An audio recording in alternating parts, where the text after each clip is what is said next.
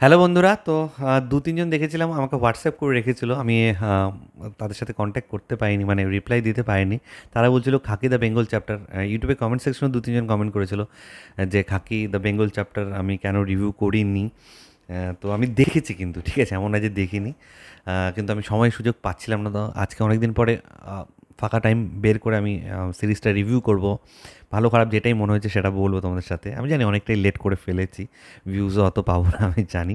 It's okay fine. তো 'khaki the Bengal chapter' created by Neeraj Pandey, এবং এটার ডিরেক্টর দুজন রয়েছে, দেবাত্ম মণ্ডল এবং তুষারকান্তি রয়।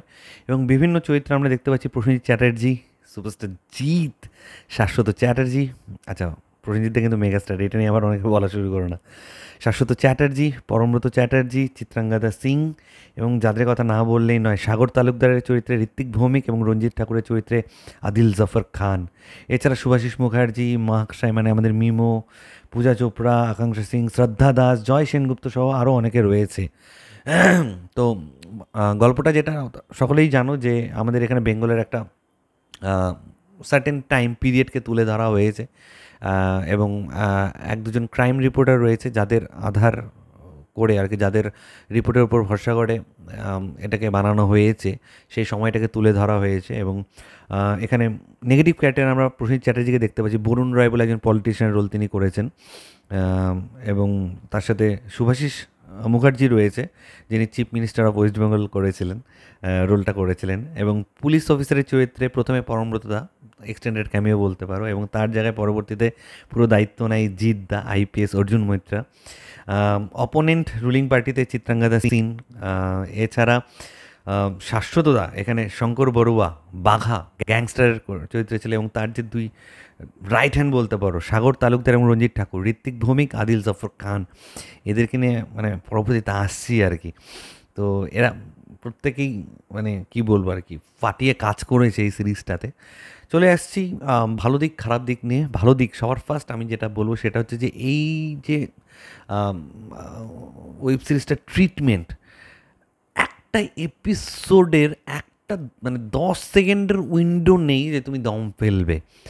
এত সুন্দর এক্সিকিউশন, এত সুন্দর মেকিং, প্রত্যেকের অভিনয় এত ভালো, এবং সবসময় এত হ্যাপিনিং একটা ওয়েব সিরিজ না, মানে এই এখন হচ্ছে, পরবর্তীতে ভাবছি এরপরে কী হবে, এ কী হবে। এবং যখন যখন এই সাগর তালুকদার রঞ্জিত ঠাকুর এসছে, মনে হচ্ছে যে এরা এখন না জানি কী করবে। এবং অপোজিটে জিদ্দা, জাস্ট মাথা বুদ্ধি দিয়ে, অ্যাকশন সিন তো রয়েইছে, কিন্তু বুদ্ধি খাটিয়ে যেভাবে করছিল, ইট ওয়াজ অসম টু ওয়াচ। মানে এটা ২-৩ বার দেখা যায়। আমার তো মনে হয় এটা যদি বড় পর্দায় আসতো, ফাটিয়ে বিজনেস করতো। জিদ্দার বড় পর্দায় একটা দুর্ধর্ষ একটা ট্যাগ লেগে যেত, যে মানে হিন্দি সিনেমাতে জিদ্দার একটা ভালো একটা স্পেস, যেটা বল, এটার মাধ্যমেও হয়েছে সেটা, এটার মাধ্যমেও হয়েছে। অবশ্যই যে মানে নেটফ্লিক্সের মতন ওটিটিতে আসা মানে তো এটা এই কথা না, চারটেখানি কথা না। তো খুব ভালো লাগলো যে আমাদের এখান থেকে ছোটো বড়ো অনেককে চান্স দেওয়া হয়েছে, ছোটো বড়ো অনেক চরিত্রে। জ্যামিদা রয়েছে, আমাদের বিজয়া দশমীর আমনকে দেখতে পারলাম, পূজাকে দেখতে পারলাম। সত্যি খুব ভালো লাগে এগুলো। আমাদেরও মনে হয় যে না, আমরাও আমাদের সিনেমাতে যাদেরকে নিয়েছি তারা এখন নেটফ্লিক্সের মতন ওটিটিতে কাজ করছে, দেখেও খুব ভালো লাগে। তো এই সিনেমাটা বারবার বলছি, এই ওয়েব সিরিজটার ব্যাকগ্রাউন্ড স্কোর, কালার প্যালেট, এর যে স্ক্রিপ্টটাও আমি বলবো, মানে এত মানে কি বলবো আর কি, সবসময় এত কিছু চলছে না, খুব টেন্সড লাগছিলো। এবং একবার দেখা শুরু করলে আমি বলবো 10 জনের মধ্যে অ্যাটলিস্ট 5 থেকে 6 জন, আমি 50 থেকে 60% ধরছি, তারা হয়তো টানায় এই ওয়েব সিরিজটাকে শেষ করে উঠেছে, মাঝখানে উঠতে পারেনি। ইনফ্যাক্ট আমিও টানাই দেখছিলাম, জাস্ট ফ্যামিলির সাথে যেহেতু একটু একটা দুটো ব্রেক হয়ে গেছে, নাহলে আমিও এটা গোটা দেখে আমি মানে অন্য কাজের মাঝখানেও ভাবছিলাম যে কখন ওটা দেখবো, কখন ওটা দেখবো। মানে 0.5 ঘন্টার বেশি আমি গ্যাপও দিচ্ছিলাম না, 0.5 ঘন্টা গ্যাপ নিয়ে কাজটা সেরে আবার দেখছিলাম একটা এপিসোড।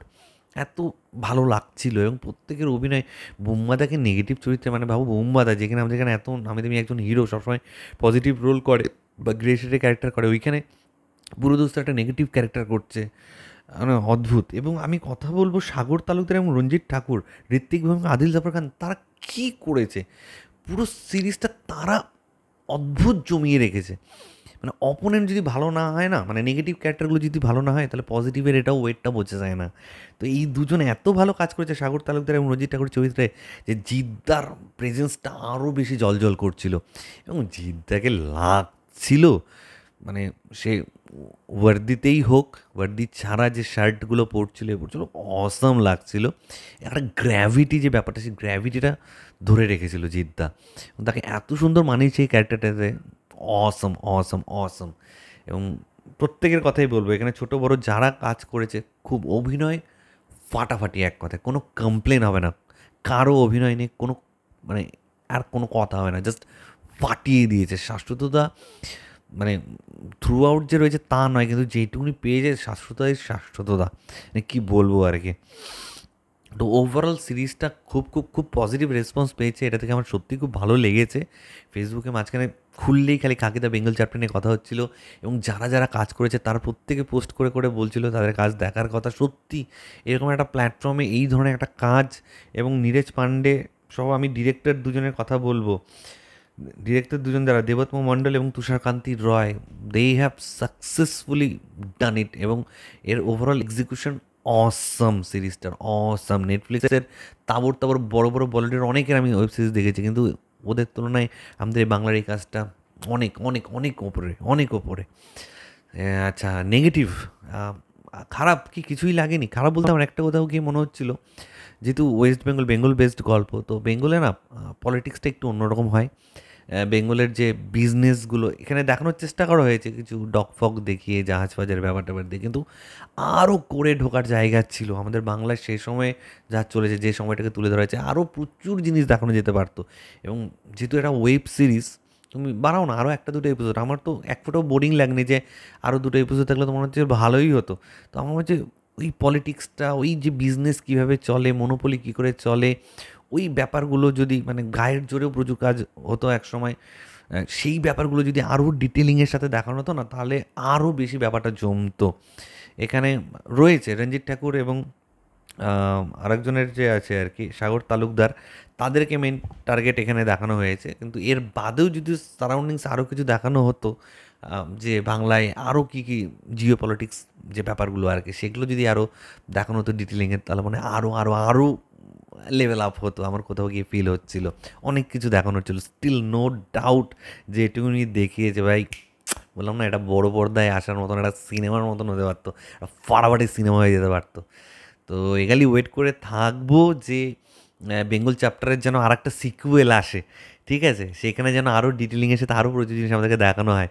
বিহার চ্যাপ্টার গেল, বেঙ্গল চ্যাপ্টার গেলো, এবার অন্য চ্যাপ্টার অবশ্যই আসবে, কিন্তু আমি চাই বেঙ্গল চ্যাপ্টার আর একটা পার্ট 2 আসুক, ব্যাস ধামাকা যায় আর একটা। তো এটাই আমার রিয়াকশন ছিল। তোমাদের কার কেমন লেগেছে প্লিজ নিচে কমেন্ট করে জানাও।